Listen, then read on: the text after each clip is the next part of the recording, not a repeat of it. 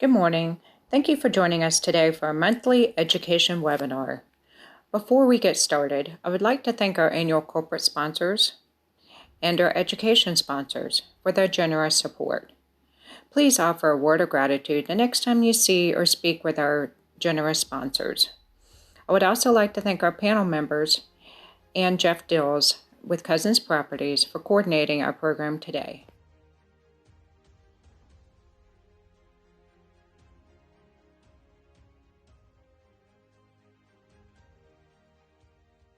And how you see that impact carrying over to the city going forward.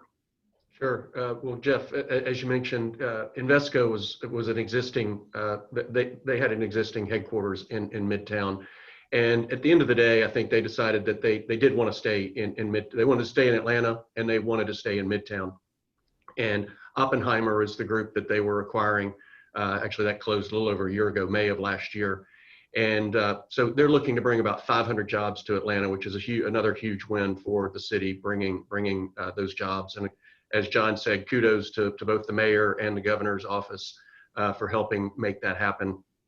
And I think, just following up on what John said, I mean, the energy of Midtown is very palpable for folks. They see it, they feel it, and they experience day in and day out. And I think what drew them to Midtown Union was first the mixed use nature of our project, having an upscale boutique hotel, literally right across Art Center Way from their office space. They have historically, it'll be interesting to see how it goes forward, but they've historically had a significant number of hotel night needs. And so having that across from them was a big difference rather than shuttling folks back and forth. They were normally using the Four Seasons in Midtown. So that was a half mile or 3/4 of a mile away. So being able to have people to walk to that was very important. Having the restaurant amenities that we're going to have at the base of the building is very important. Access to just the access in general to the site. We like to say that Midtown Union's at the gateway to Midtown. And having that first on, first off access via 17th and also 16th, getting back onto the interstate, it was very important for employees coming into the project. And the adjacency to MARTA is, again, MARTA is, mass transit is having a sort of a setback right now with the COVID implications. But I think at the end of the day, long term, people are still going to want to have that option available to them. And being right across from the Art Center MARTA station is certainly an attractive opportunity. And then branding, like John said with Microsoft, being able to have a prominent building with their signage at the top of it, coming around, coming down the connector and even coming down 75, they're going to have great exposure and great branding opportunity for the Invesco name. So I think that in a nutshell was really the driving force behind them. And again, the Invesco team was great to work with. John Schlesinger at CBRE was phenomenal, kept the deal moving forward when some bumps in the road happened, as happens with all deals. And so it was a real team effort between MetLife, who's our partner on the deal too, was very instrumental. They're the investor in the hotel. So making sure that hotel was going to get built, having Met's name behind that was very instrumental for Invesco. That's great. Thank you, John. Kennedy, wanted to finish up this question with you. Norfolk Southern, another great Fortune 500 company that chose to relocate to Atlanta. They already had a significant presence here in the city. This was a very complex transaction that I know you were heavily involved in. There were a lot of moving pieces, moving from the city of Norfolk, moving those folks to Atlanta, and then their new development as well, coming out of their existing building at 14th and Peachtree. Walk us through how that transaction came about and how that evolved over time as we learn more about what was important to Norfolk Southern and how we ultimately were able to put together that deal, and why owning and developing their own project was important to them. Look, I mean, I think it comes down to a lot of the factors that both Johns talked about, and they were looking at their company and the need for talent and what they wanted their company to be in the future. And so, as you mentioned, corporate headquarters in Norfolk, Virginia. They did have an operational presence already in Midtown Atlanta. And in Norfolk Southern, look, their business is railroad, but at the end of the day, they're a technology and logistics company. And so over 40% of their employees are technology oriented. And so certainly I think just the talent pool that Atlanta offers with Georgia Tech, the connectivity to the airport, the opportunity to really create something special for their company that helped define their culture. All of that played into the decision to relocate the corporate aspect from Norfolk to Atlanta. And look, I mean, I think we're fortunate to live in Atlanta and Georgia, where we've got a pro-business government that was certainly very helpful and influential in getting them what they needed to be able to make that move. You mentioned the transaction. There was a land ownership that they had at the Gulch, or asset ownership at the Gulch, and so that was part of what needed to happen in order to effectuate them building their headquarters. So they were able to sell that to CIM as part of their Gulch project. They sold us their existing building at 14th and Peachtree, and then we were able to partner with them to build their headquarters. And they really approached it from an HR standpoint. And I think when they got into the location, certainly they were already familiar with Midtown and really liked Midtown for the energy that it offers. But moving a little bit further south did provide them with that, that visibility from the connector, the access to MARTA, the airport, and the access to the airport's really important for them as well. And they've created a campus that allows for a lot of collaboration, outdoor space, and something that they think is really going to help drive culture and their ability to recruit people going forward. And I think, despite some of the COVID setbacks, all of that will continue to benefit them in the long term. Yeah, I think you mentioned how this was very HR driven, and I think I can speak for everyone on the panel, and what's common theme between the three companies is the ability to recruit and retain talent, which we've heard for so long, and which is why Midtown has been kind of brought to the forefront here. But we are in the past we had been mainly dealing with the CFOs, looking at the numbers and the bottom line, and that's evolved now into the HR folks are now very, very involved in these projects, and what their company or what their employees are looking for, and what they think will be attractive to them to recruit them and get them to keep them at the company. So I think that's a really important trend that will be interesting to see how that goes forward. So that kind of leads into the next question, and Kennedy, I'll stick with you on this one to lead this one off, but want to talk about the flight to quality trend that we've seen throughout the city over the past 18 months. Some of the largest lease transactions have all been in new construction. When you think of the BlackRocks of the world, the three companies here that we've talked about today, and several others that have been announced recently, significant transactions that have chosen to go from older buildings to new projects. As it relates to the current global pandemic that we're in and the economic recession that we are all in, I'm curious what your thoughts are going forward, and how you think companies will see their next real estate move. Will they continue to choose newer, more efficient buildings as they continue to put health and safety of their employees on the top of their priority list? Or do you see them reverting back a little bit more to either suburban type projects, a little less dense, or ultimately going to second generation buildings that are where they can control costs. What do you see going forward there, Kennedy?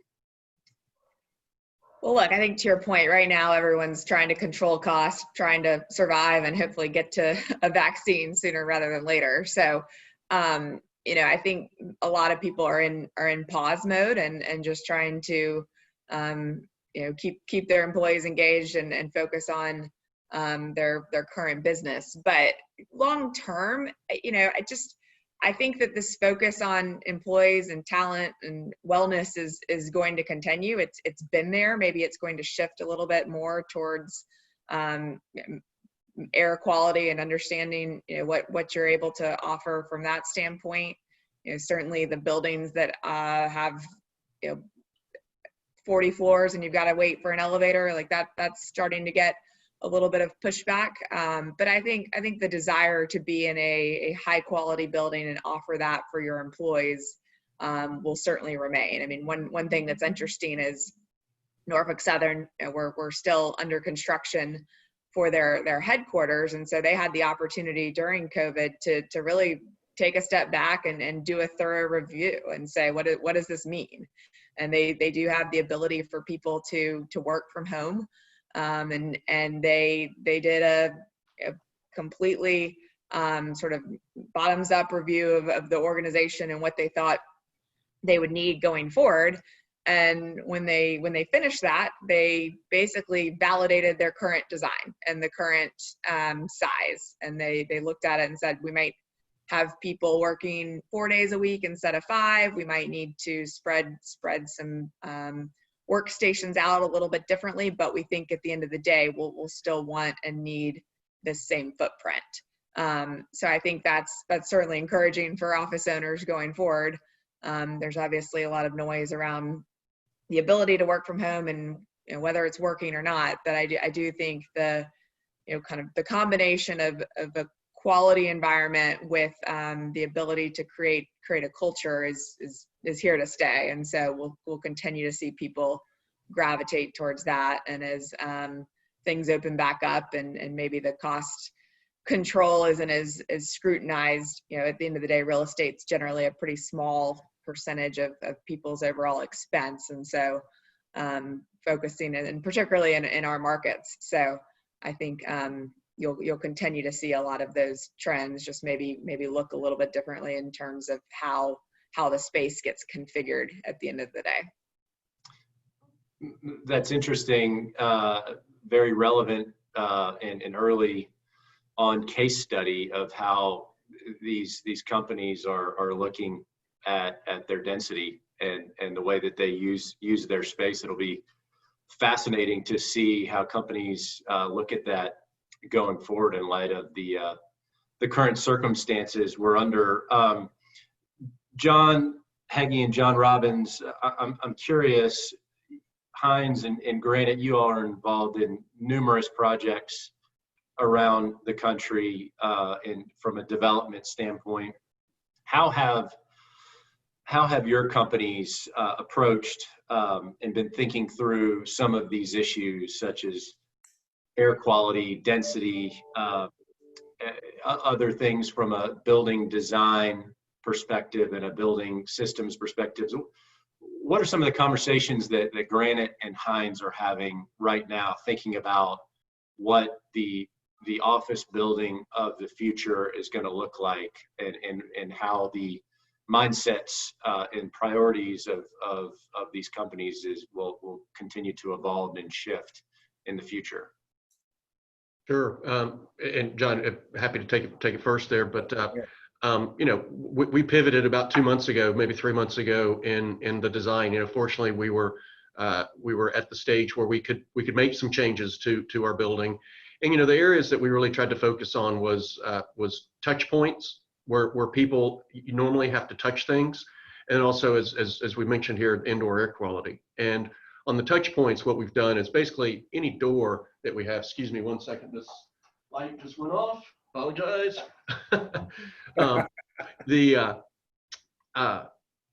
Any door that we have is now hands-free. And so it's either hand activated or card key activated, where it will have an automatic opener.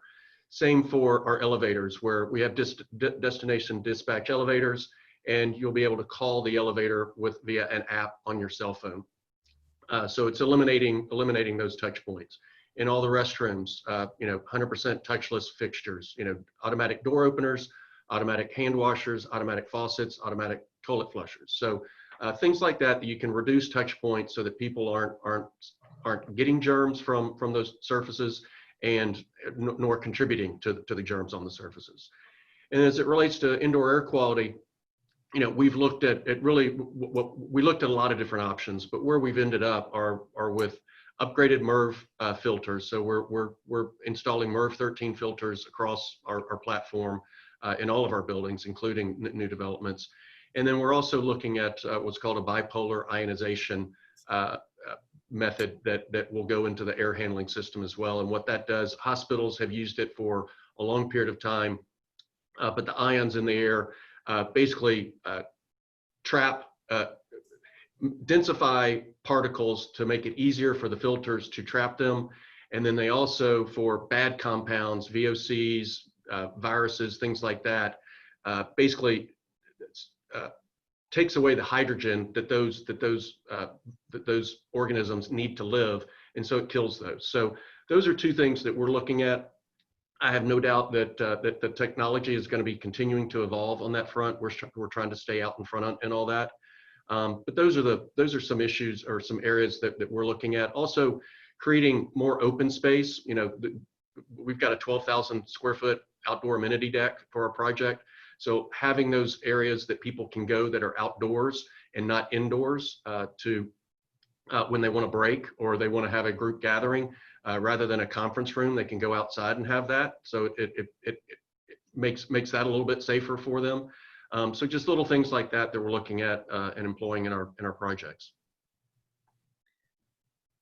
Yeah, Jeff, there's not a lot more that I can add there. As you can hear, we virtually have all become, biologists and and about every other kind of medical professional that you can imagine, and rightly so, because the health and the safety of employees is absolutely the number one priority that we're hearing from all of our customers. And as I say, there's not a lot more that I can add to what John has said. But it is very interesting how we have really focused very, very hard on all of the issues that John just certainly went through very well.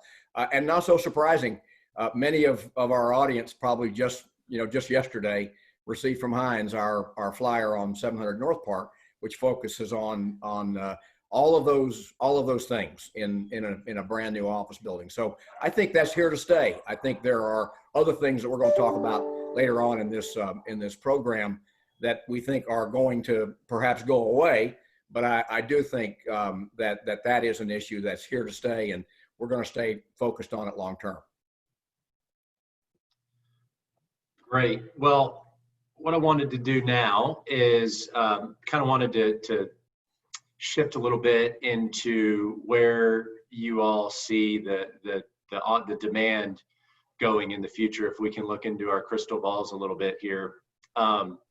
So in light of the environment that we're in right now, we're all on a Zoom call. This is probably one of several you'll have today, in our working from home environment, and then this talk of the fluid workspace, and then for the most bearish folks, the death of office overall coming out of this pandemic, in light of how efficient everyone's been able to have been for the most part up until now. So how, each of you, I'll start with you, Kennedy, on this one.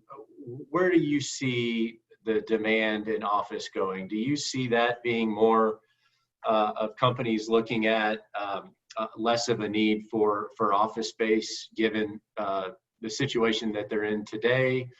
Or do you see that they will ultimately realize out of this, out of the circumstances, that an office space is vital for socialization, collaboration, and ultimately productivity. I'm curious to hear from each of you on where you see that headed once we come out of this on the other side. Obviously, I think we're all pro office on this call, but yeah, I guess I would start by saying I would argue that the efficiency that's occurring right now is a little bit of a function of necessity, and the fact that we all generally know our coworkers and we're all doing this. And so where I start to see that break down is when you start to hire new people into an organization and need to get to know them and understand how they work and train them. I also think once you start having some people back in the office and some people at home, you'll start to see more of a breakdown in just the communication, and a little bit of sort of a FOMO effect where people at home might be missing out on the things that are happening at the office just via casual conversations or things that just come up more organically. So I do think this is certainly exposed to employers that flexibility is important, and that people are going to, and that they can work from home effectively. I think it somewhat depends on where you are and what business you're in. I think at the end of the day, we're fortunate to be sitting in Atlanta, because I do think that the gateway markets are going to have a harder time with this. And if you're working in a high rise in Manhattan, then that's going to be, there's just going to be more challenges going forward than I think being in a market like Atlanta, where there's good climate, lower cost of living, a little bit of an ability to spread out a little bit more.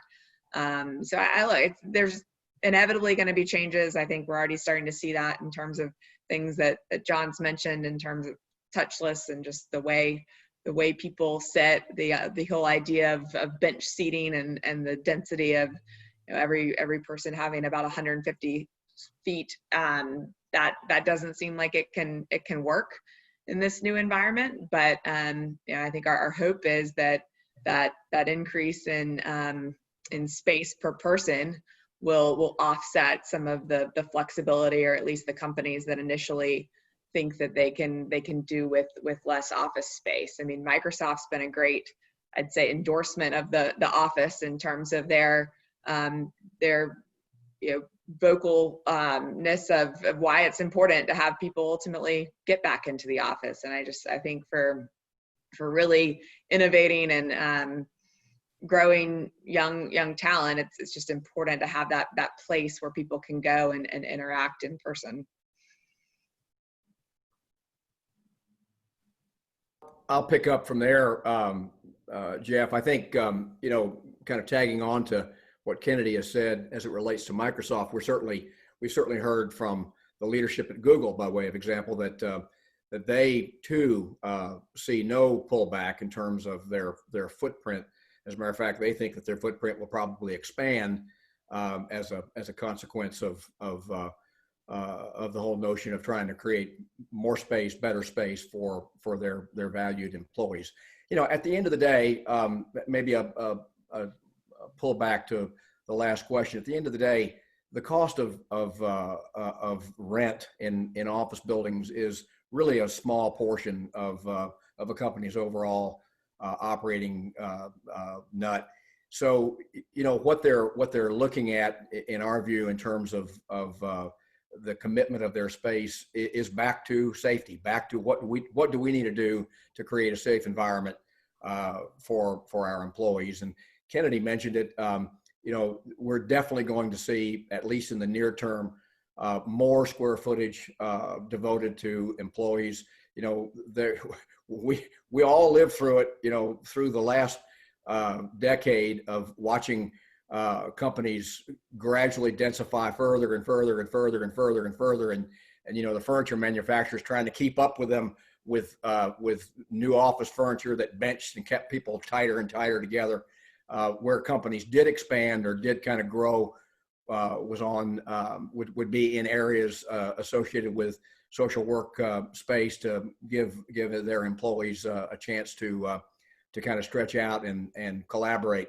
That we absolutely don't see changing. We think that will absolutely remain a key component to companies in the future. But we do think that we're going to see the amount of square footage devoted to employees increased overall. And then to Kennedy's point, as it relates to work from home, and I gave you a little bit of a clue as to how I personally feel about it, and I think how a lot of companies are expressing it to us.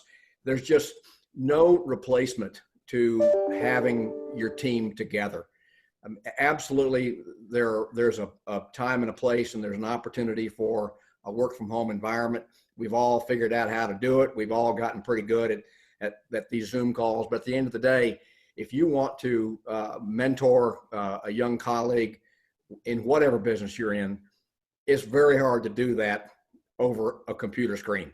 You really need to spend time with people. We all need to spend time with our younger colleagues to help advance those careers. That's one of the reasons that we're seeing in surveys that we're doing with our employers, our customers worldwide.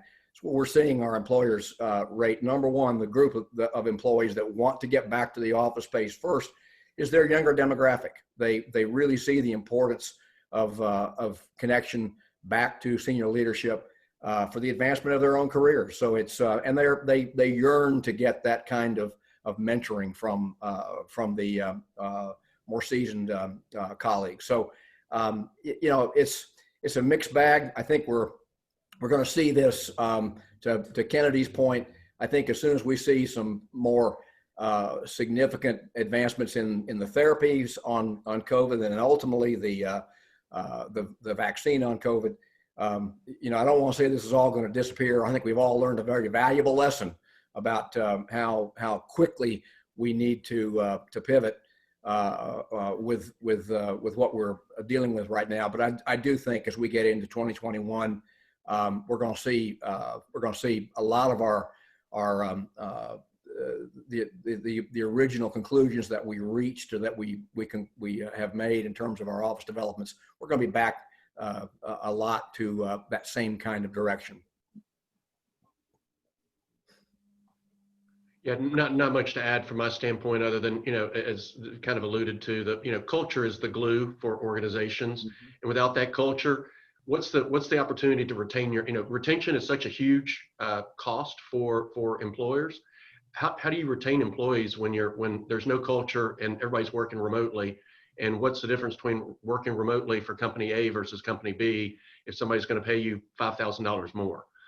So I think culture is vital and is the lifeblood for organizations. So getting back together it may not happen next week, next month, or maybe even by the end of the year, but I think in 2021, 22 beyond, you'll see that come back without a doubt. Agreed.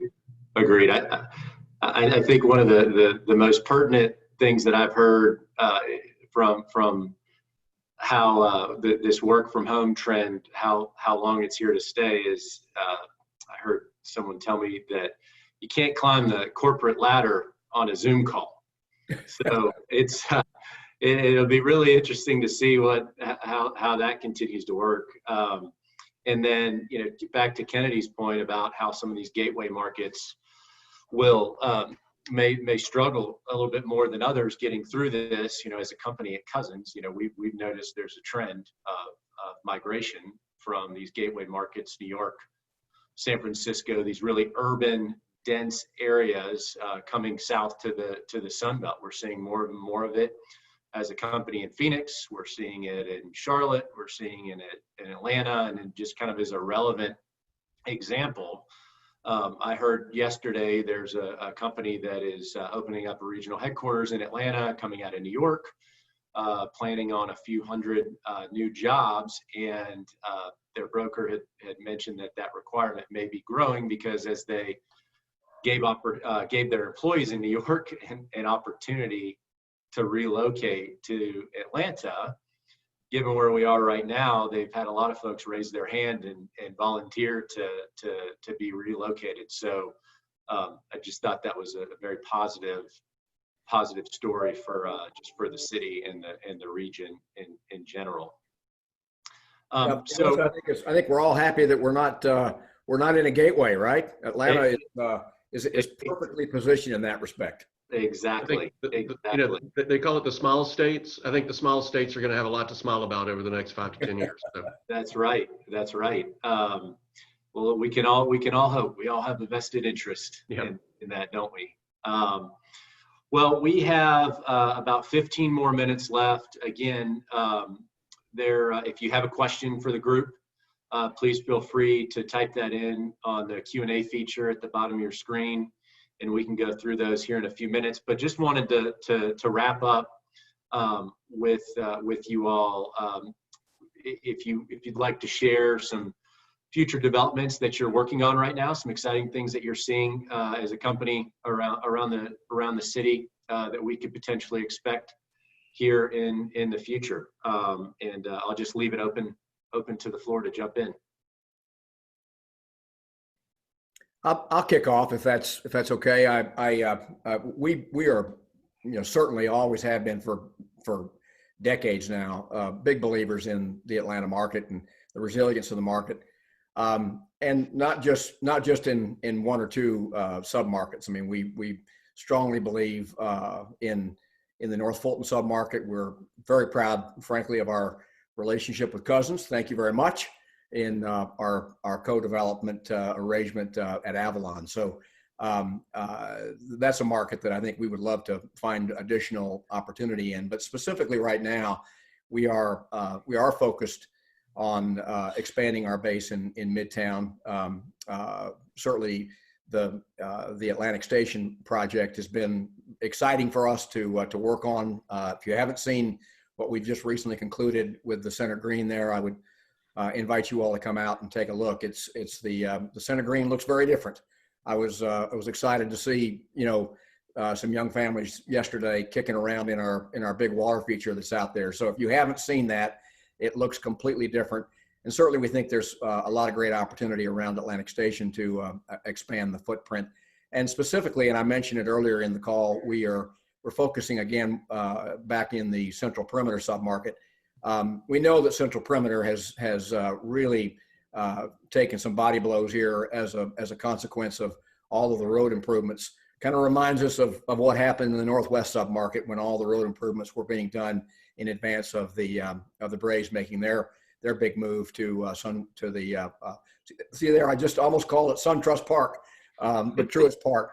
But we're excited about 700 North Park at the North Park project. We're doubly excited to have Cousins as the primary sponsor there in that project, and we're very hopeful that as the road improvements are concluded in that particular market area here, as we round the corner going into next year, that market will look very different. And certainly we have some additional leasing. I say we take it on as a market as a whole. Some additional leasing to do to get some of the existing square footage leased up in that marketplace. But kind of back to one of the comments that you made, a lot of that space that is coming back into that market would be considered, fairly old in age buildings that won't have the same kind of first in class technologies that we're going to bring to 700 North Park. So that's one of the projects that we're very, very focused on right now in Atlanta. Great, thank you. Mm-hmm. I would add, we continue to look. I mean, we're an opportunity developer and investor, like a lot of folks on like Cousins and Hines. So we continue to look in the major submarkets. We finished up developments in West Midtown here in the last, call it 12 to 18 months. So we're continuing to look for that type of projects, more the creative, the repositioning of some older buildings into creative office space. We've looked in Midtown. To John's point, Central Perimeter it's poised for a comeback, and it's the largest submarket in our town, in our city. It's really from a geographic standpoint, it's the center of the universe. So we're looking for opportunities in that area. And then also outside of Atlanta, we've got a project in Nashville that's delivering here in September of this year. That Nashville's just been on fire over the last over the last several years. John is very well aware of that with the sale of their project in downtown on Second Avenue. So we're seeing a lot of activity up in that market as well. And continuing to see some, while people have pulled back a little bit, there's still a lot of inquiries from folks. There's still a lot of folks that are interested in looking at Atlanta. And I think they may just be starting the process right now, but I think over the next 9 to 12 months, you'll see some positive activity. And quite frankly, even with all the development that's happened, there's still a limited amount of space for people, a large corporate user coming to town.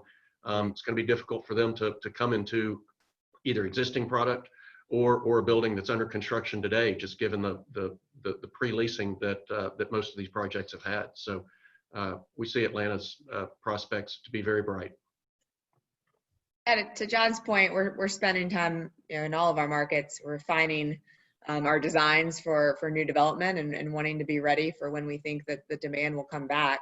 I mentioned in Atlanta as part of the Norfolk Southern transaction, which I'd be remiss not to mention CB's role in that and helping us put together all the pieces.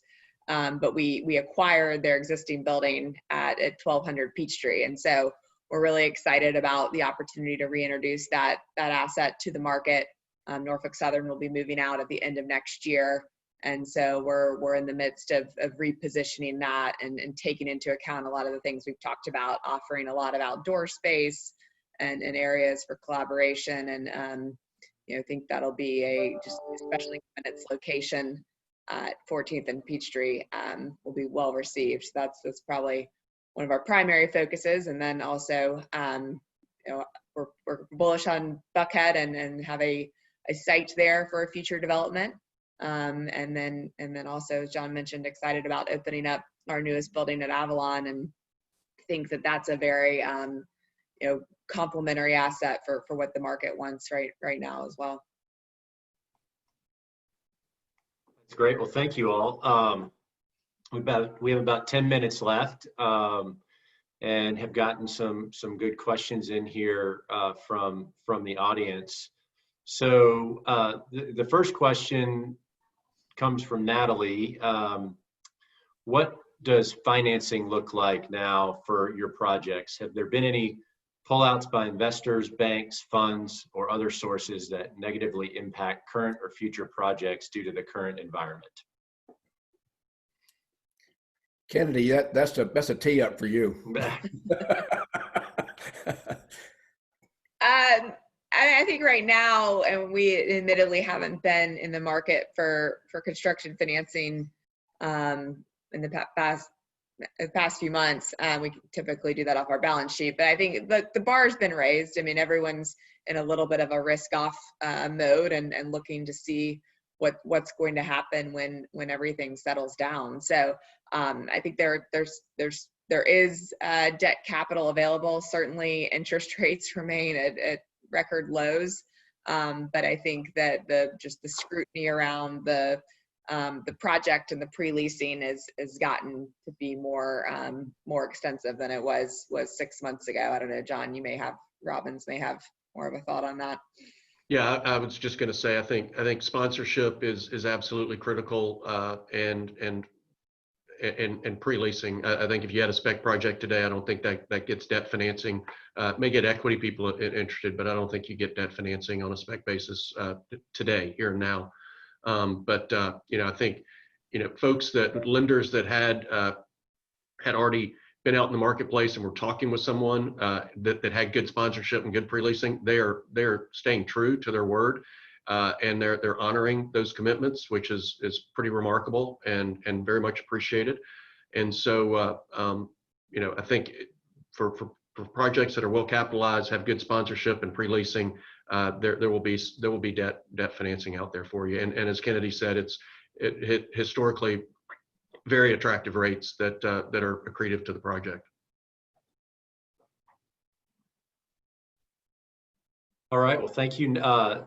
Next one, just scrolling through here, for those of you that are in the pre-construction phase right now in some of your projects, have you seen any changes post-COVID and what that pricing looks like that you can share with the group? Have we seen those come down at all from the record highs that they've been at for so long?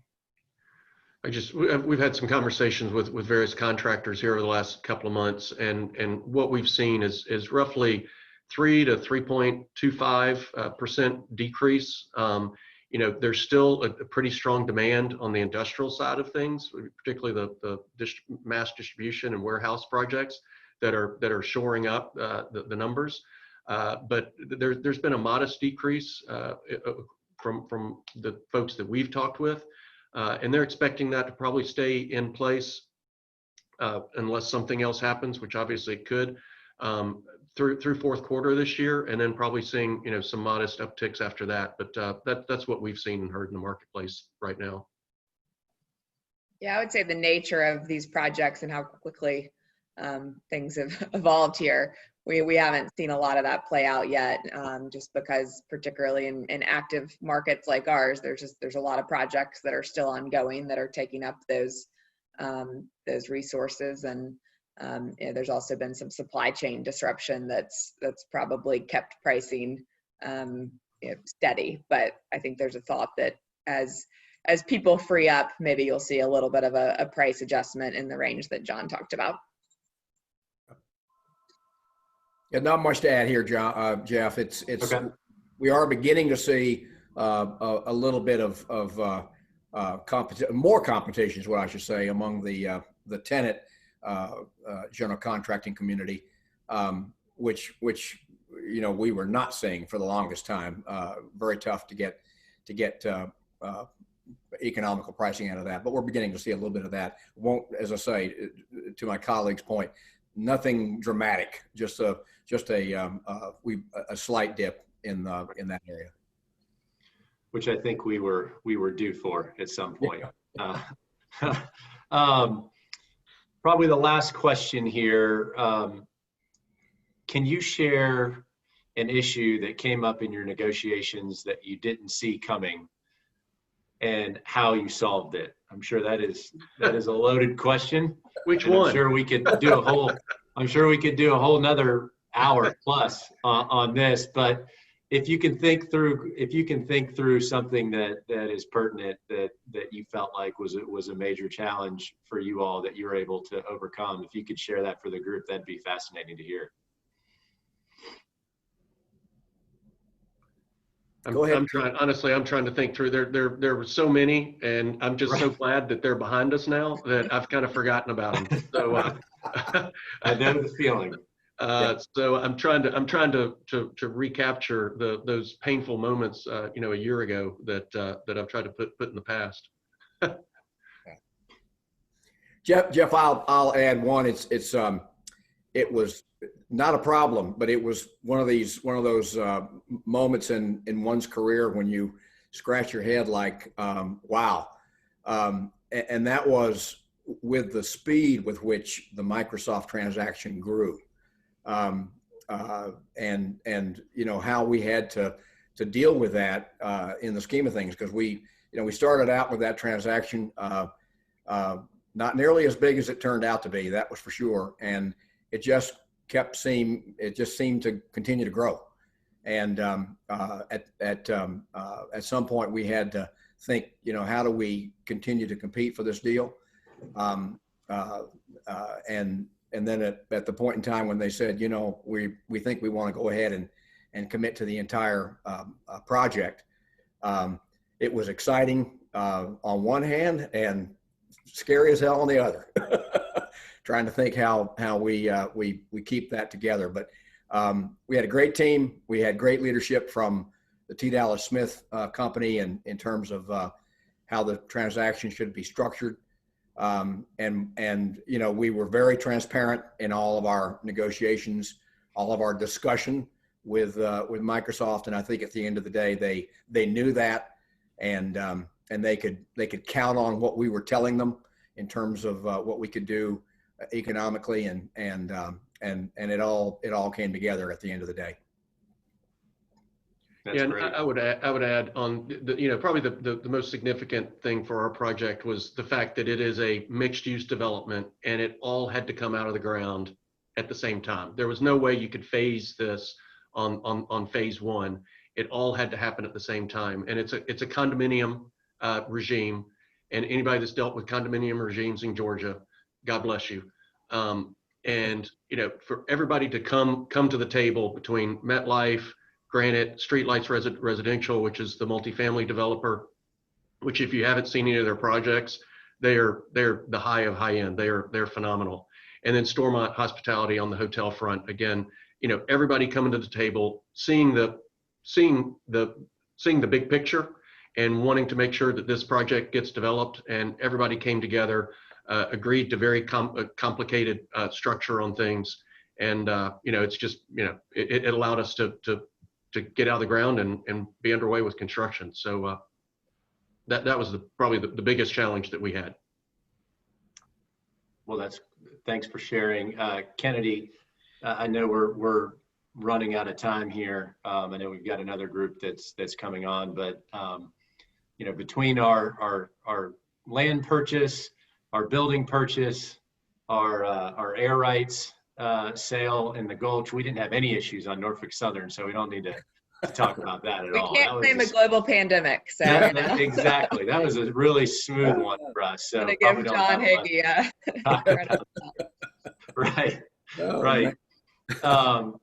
Well, thank you everyone for joining today. I think this was a fascinating discussion with a very knowledgeable group of folks here that were so gracious to accept. And so thank you all for your time, to the panelists, to the audience members. And that wraps up our webinar for the day. And we will see you all back next month for the next education seminar. Great. Thanks, Jeff. Thanks, everybody. Thank you very much. Thanks, everyone.